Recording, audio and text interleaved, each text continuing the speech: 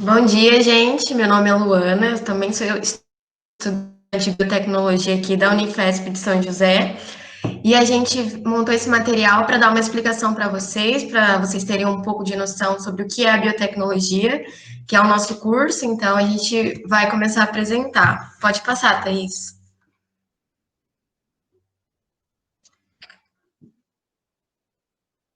Então, a biotecnologia ela é uma área composta pela integração de três grandes áreas.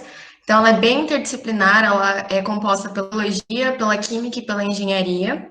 E ela se pauta pela prospecção de materiais biológicos que têm potencial de inovação, ou seja, que eles possam gerar algum produto de interesse, que a gente use, a gente tem alguma aplicação para ele. A aplicação dessas ferramentas tecnológicas contribui para o avanço da ciência e isso a gente pode dar responsabilidade para a biotecnologia também. Pode passar, Thaís.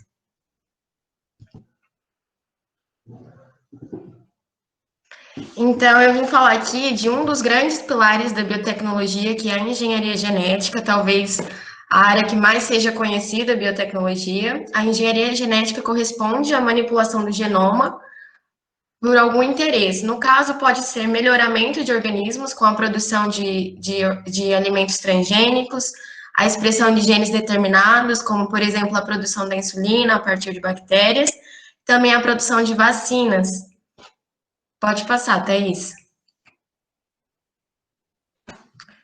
E a biotecnologia, ela está presente em várias áreas, e aqui eu estou destacando a área da saúde, como eu disse, na produção de vacinas, utilizando micro-organismos que são manipulados para que eles não sejam capazes de se replicar e desencadear a doença, e também remédios que podem ser obtidos é, é, por meio de vias biológicas, de anfíbios, répteis, mamíferos. Aqui a gente destaca o caso do captopril, que é um medicamento utilizado para o tratamento da hipertensão, e ele é obtido a partir do veneno de cobra.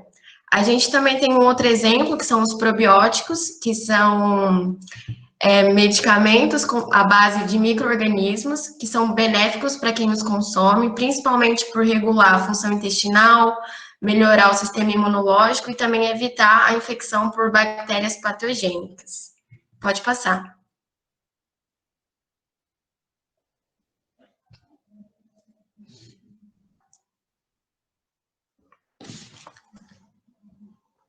A Júlia.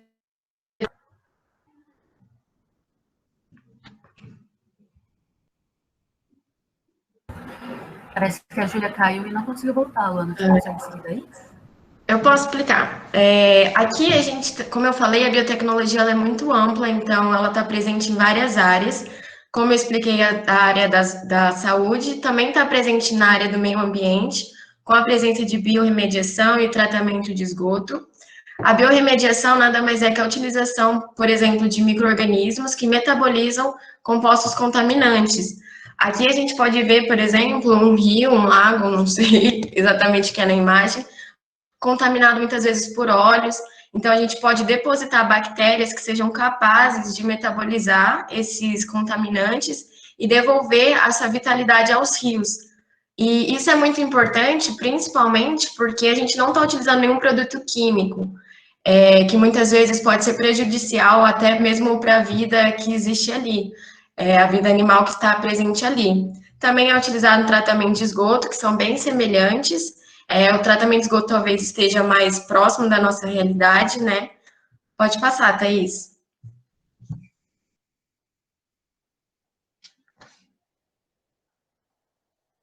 E ela também está presente nos alimentos, principalmente relacionada ao processo de fermentação. Aqui a gente diz cerveja, vinhos e pães, fermentação alcoólica, a produção de refrigerantes e também a produção de queijos e iogurtes, com a fermentação lática, né? Pode passar.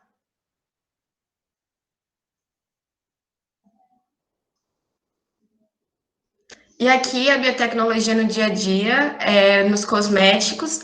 Aqui a gente pode destacar uma tecnologia que foi empregada pela Natura Lumina, que eles utilizaram proteínas e peptídeos para constituir shampoos, para revitalizar o cabelo, que são danificados pela poluição do dia a dia, pelo chuveiro. Então, eles fizeram um estudo, uma busca por proteínas presentes nas teias de aranha e sintetizaram essas proteínas no laboratório e foi comprovado que essas proteínas elas são capazes de devolver a vitalidade dos fios.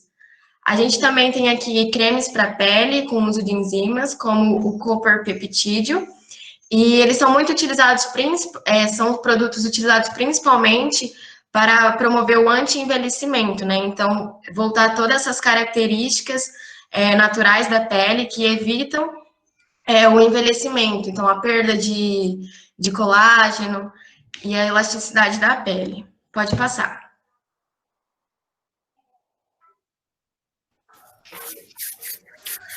Bom dia a todos. Meu nome é Robertson, eu também sou aluno da Unifesp de Biotecnologia. Eu vou trazer aqui um pouco para vocês da biotecnologia aplicada.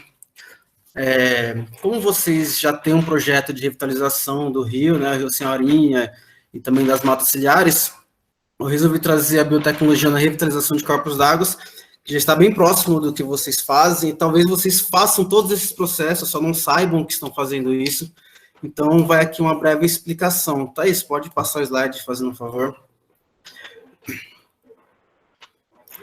Quando você utiliza um processo biotecnológico para revitalizar o meio ambiente, seja um corpo d'água, um pedaço de terra, um terreno, esse processo é chamado de biorremediação. E aqui a gente tem uma definição simples. Eu tirei essa definição do site da Unifesp. Ela diz: a biorremediação é definida como sendo o uso de processos biológicos para degradar, transformar e ou remover contaminantes de uma matriz ambiental, seja ela água ou solo. Quando a gente fala de processos biológicos, a gente está falando necessariamente de micro-organismos, que podem ser bactérias, fungos ou plantas. Você pode passar, Thaís, para mim para o próximo slide, fazendo um favor? Então, aqui eu tinha mudado a slide, mas voltou. Então, como eu falei, a gente tem micro-organismos, que são bactérias ou fungos, ou plantas. Quando a gente utiliza micro-organismos, a gente tem essa atenuação natural, que são os organismos que já existem no local, então a gente só deixa eles trabalharem ali de forma natural, e eles vão restabelecer o ecossistema ali. Esse processo acontece naturalmente, porém ele é muito demorado, porque você deixa os próprios micro-organismos que existem ali no ambiente agirem. Só salientando uma coisa, quando você vai fazer um tratamento, uma biorremediação, é importantíssimo que toda forma de depósito de materiais tóxicos, contaminantes, seja extinta. Não pode mais haver inserção desse material no meio ambiente, senão não adianta. Então, é importante que a comunidade, que de repente mora ali ao redor, esteja ciência disso e pare de jogar lixos ali naquele terreno, que os afluentes também, por exemplo, um corpo d'água. Você tem um corpo d'água que deve parar de receber poluentes, os seus afluentes também devem receber de parar poluentes, então tem toda uma cadeia ali que você deve respeitar para poder estar tratando esse meio ambiente. Então, a gente tem a atenuação natural, a bioaumentação, a bioestimulação, a biolixiação. Essa biolixiação é um pouquinho mais específica, porque ela precisa de micro-organismos, bactérias específicos, porque ela se trata da retirada de metais pesados do solo ou da água. Então, não são todos os micro-organismos que conseguem fazer esse processo, conseguem absorver materiais pesados ali do meio ambiente. Então, essa biolixiviação, ela é feita com micro-organismos, mas micro-organismos específicos, que muitas vezes não existe ali no local contaminado, e você tem que introduzir esses micro-organismos. E toda vez que você vai introduzir algum micro-organismo, é bom ter bastante cuidado, porque ele pode desencadear uma reação, de repente, incontrolável. A gente tem ali como micro-organismos, matérias orgânicas, a base da cadeia alimentar. Então, você pode acabar fornecendo muito alimento para outras espécies que também não deveriam crescer desenfreadamente. A gente tem a bioventilação, que nada mais é do que a aeração. A gente tem a compostagem, que eu fiquei sabendo que vocês já estão fazendo compostagem, né, que na verdade, é só a transformação do material orgânico. Você tem um material orgânico ali que não está disponível como nutrientes, nem como adubo, então você transforma esse material orgânico, de repente uma fruta, em um adubo. E a gente tem aqui a fitorremediação. Essa fitorremediação é muito importante porque ela é a única que é feita com plantas, né? Todas as outras são feitas com micro-organismos. Essa fitorremediação, ela é feita com plantas. Então, quando se trata de corpos d'água, rios, lagos, é muito importante que seja utilizada essa prática. E como eu falei anteriormente, você pode, de repente, introduzir micro-organismos e gerar uma reação incontrolável. Já com as plantas, não. A planta você consegue controlar. E tem o land farming, que é basicamente para tratar solos ou águas contaminados com petróleo ou algum material oleoso. Pode passar, Thaís, para mim, fazer um favor. Então, aqui, como eu disse, a gente tem na biorremediação micro-organismos e plantas. Os micro-organismos são mais utilizados ali no tratamento de solos.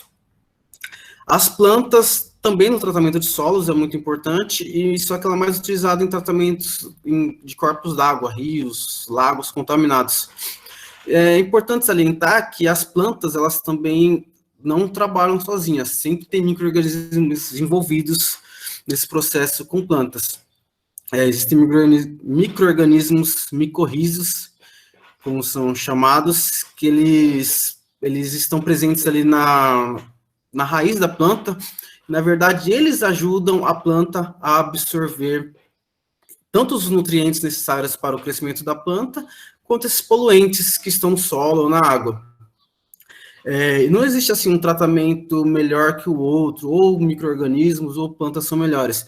Na verdade, pesquisas já realizadas mostram que a melhor forma de você fazer uma biorremediação é utilizar os dois mecanismos em conjunto.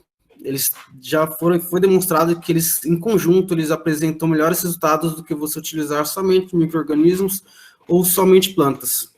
Lembrando que é meio que impossível utilizar só plantas, né?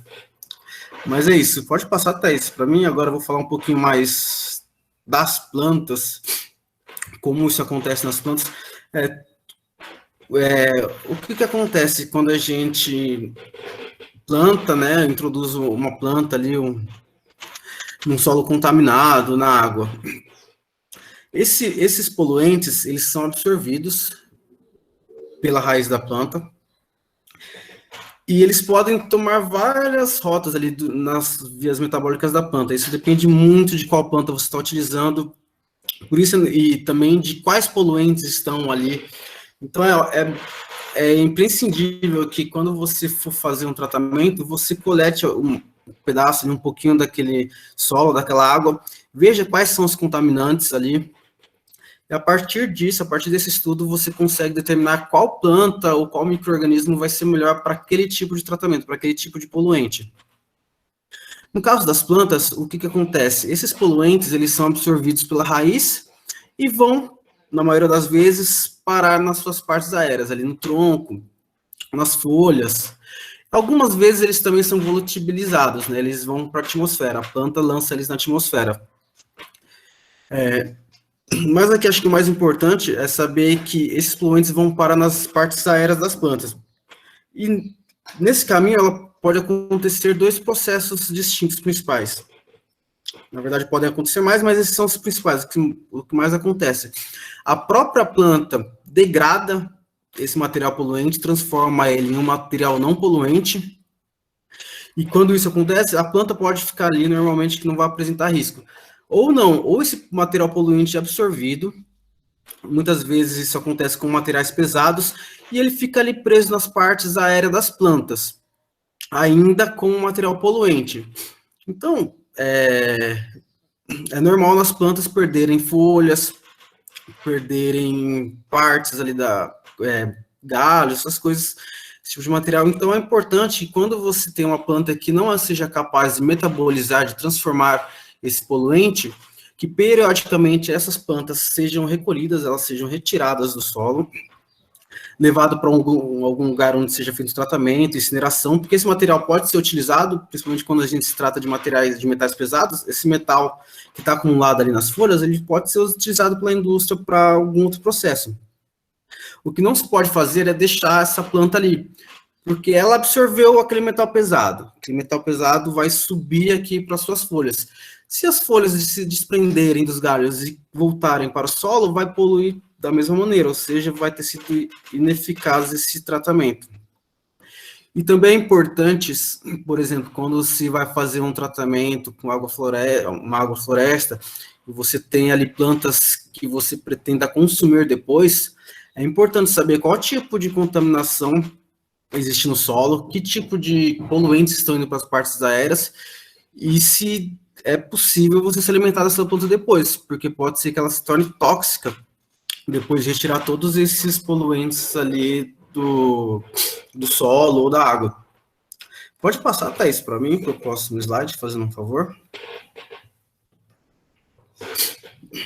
Então, aqui eu trouxe alguns tipos de tratamentos, por exemplo, quando a gente tem solo ali, vai tratar um solo nas margens ciliares de uns rios, a gente pode utilizar agroflorestas, como falei agora há pouco, a explicação que eu dei, ela vai retirar esses nutrientes. É importante ter ciência de quais são os nutrientes presentes ali no solo, para saber se de repente você pode, e existem alguns poluentes, alguns solventes orgânicos, materiais orgânicos, que a planta também é capaz de absorver e transformar, fazer uma biotransformação em um material não poluente. Então, no caso, você poderia consumir, esse material vai ter estabilizado. Mas se for, de repente, uma planta que não seja capaz de biotransformar aquele material, também é necessário tirar aquela planta dali e plantar novas até que o solo esteja totalmente restaurado. Isso no solo. Agora a gente tem os corpos d'água, rios, lagos, lagoas. Quando a gente vai fazer uma biorremediação, biotratamento nesse tipo de ambiente, as plantas mais utilizadas são as plantas macrófilas, que são plantas que estão... Elas podem estar totalmente submersas, as algas, no caso, estão totalmente submersas, ou nós temos plantas que estão parcialmente submersas na água, uma parte delas está sobre a água e a outra sob a água. Nós temos plantas flutuantes.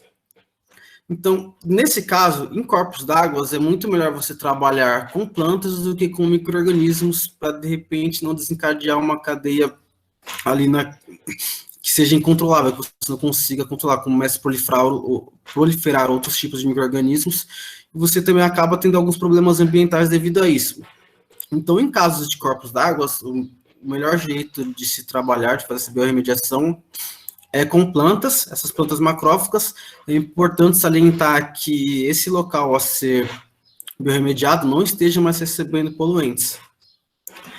Então, essas plantas, quando a gente tem um rio contaminado, não está só a água contaminada, está o solo contaminado, o próprio solo ali do rio, do corpo d'água, a mata ciliar, o solo ao redor do rio, está tudo contaminado. Então, essas plantas que estão parcialmente submersas e possuem as suas raízes no solo, vão fazer isso, elas vão tirar esses poluentes que estão ali no solo, abaixo do corpo d'água. Já as plantas que estão flutuando, vocês podem ver que as raízes delas estão aqui, ó, na água. Então, essa planta vai trabalhar com isso, ela vai retirar esse poluente ali da água e vai levar para suas partes aéreas. E aí entra toda aquela questão que eu falei, que se ela não for capaz de biotransformar aquele material contaminante, é necessário periodicamente retirar essas plantas e introduzir novas plantas para que elas possam retirar o excedente. E eu acho que é basicamente isso. Eu tentei explicar assim de uma forma bem generalizada, para não complicar, porque é muito profundo isso. Existem vários micro-organismos. Se alguém tiver uma perguntinha aí...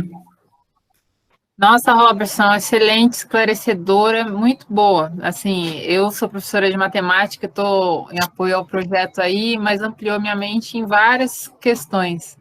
E tem uma aluna, que é a nossa aluna do terceiro ano, a Lara, ela fez uma pergunta. Opa. Como foi explicado que a biotecnologia é uma área interdisciplinar e que o profissional pode atuar em várias áreas com relação ao mercado de trabalho? O atuante tem uma fácil contratação? No mercado de trabalho, a área é muito concorrida?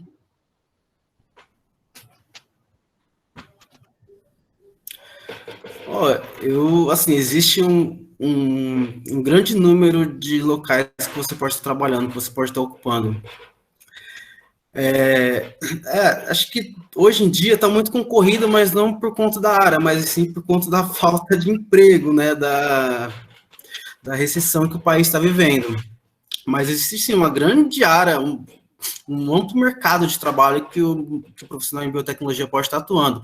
Alimentação, farmacêutica, saúde, ambiental, assim, então tem muitas áreas que podem estar trabalhando, sim. Vale ressaltar que é uma área que está tendo um crescimento muito grande, tem uma previsão de ter um crescimento muito grande, né?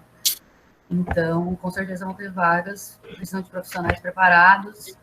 E quando a gente fala de preparados, isso é uma coisa muito legal do nosso campus, que ele é um campus que, como a gente falou, tem uma entrada única, majoritariamente, né? E para um curso de bacharelado interdisciplinar. Então, essa interdisciplinaridade também é um fator muito importante para você se destacar, né? Porque você precisa saber conversar com as outras áreas, né? Você precisa conseguir lidar com todo tipo de pessoas, porque a gente vai ter necessidade de entender de áreas diferentes, trabalhar com pessoas de áreas diferentes. Mas a situação da biotecnologia no país também a gente precisa destacar, que a gente está lutando, e aí a Lina vai falar um pouquinho mais da Lina, e eles vão entrar nisso, mas é uma área que ainda está lutando para ser regulamentada, então é uma área que está caminhando, mas é uma área muito promissora a longo prazo aí. Um outro comentário que eu queria fazer também seria que aqui na região, né, não só em São José dos Campos, mas em Jacareí também, tem algumas empresas que elas contratam profissionais biotecnologistas, inclusive aqui da Unifesp, que a gente tem caso, né, o caso da Bayer, que tem aqui por perto, né, que era a antiga Monsanto, que foi comprada pela Bayer. Também tem a Suzano, que é relacionado com... Como que é mesmo? É papel, né? Então, relacionado com isso. Então, tem algumas opções aqui por perto, e como a área é tão abrangente, né, que você pode estar trabalhando, dá para poder estar verificando editais e tudo mais, onde o profissional da biotecnologia pode estar inserido. Uma coisa que muita gente não sabe, mas que o profissional biotecnologista também pode entrar, né, nessa área, de perito, né, perito criminal, para trabalhar na Polícia Civil. Então, é algo que você pode estar pesquisando melhor, ou a gente pode também estar conversando depois, passando algumas indicações aí, caso tenha interesse, de onde o profissional da biotecnologia pode estar atuando. Isso. Você pode passar, Thaís, o slide? Eu acho que agora sim Pode passar para o próximo também. Para entender um pouquinho de biotecnologia, existem alguns filmes e algumas séries que abordam bastante este tema. A gente tem aqui como recomendações Gattaca, Biohackers e Orphan Black. Não sei se talvez seria interessante passar para os alunos a série, talvez não, mas o filme seria interessante. Esse filme Gattaca é muito bom, é um filme antigo, mas retrata bem a biotecnologia, uma área bem sensível da biotecnologia ainda, que envolve muitas questões éticas, tudo. Então, seria bem interessante. Você tem esse arquivo digital? Eu não sei dizer. Assim, Orphan Black e Biohackers está na Netflix. Tá. O Gattaca eu não sei dizer. Inclusive, o Gattaca eu assisti quando estava fazendo um cursinho para vestibular e foi um dos motivos que me fez escolher a biotecnologia. Eu pretendia ir para bioquímica, mas aí quando eu assisti esse filme, eu falei, não é bioquímica que eu quero, é biotecnologia. Na verdade, a nossa área desculpa atrapalhar. A nossa área eu alimento um blog, principalmente agora trabalhando no distanciamento social, para atingir aqueles alunos que às vezes não conseguem nos acompanhar nas aulas online,